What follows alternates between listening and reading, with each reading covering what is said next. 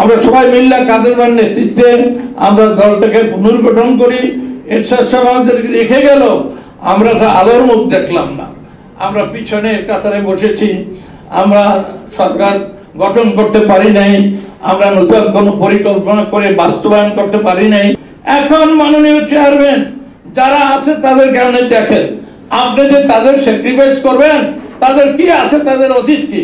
সুতরাং অতীত আপনার উজ্জ্বল এবং হোসেন মোহাম্মদ এরশাদ এই দেশে যে 9 বছর দেশ শাসন করে গেছেন, যে মাটিতে, যে ঘাটে, যে জেলায় উপজেলায় যাবে সেখানে মানুষ বলে জাতীয় পার্টি ভালো ছিল, এই জাতীয় পার্টিকে আরেকবার সুযোগ দিতে হবে।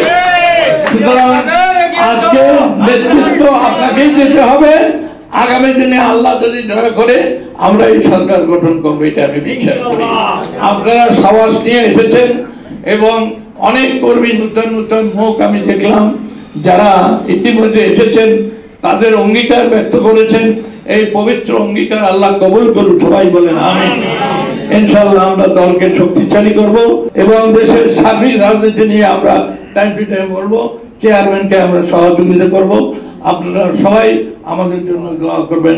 অনেক দিন পর দেখা হলো, আমার হৃদয়ের সকল অনুমতি দিয়ে আমি আপনাদেরকে কৃতজ্ঞতা জানাই, অভিনন্দন জানাই এবং আপনাদের ভালো শুভেচ্ছা কামনা করছি।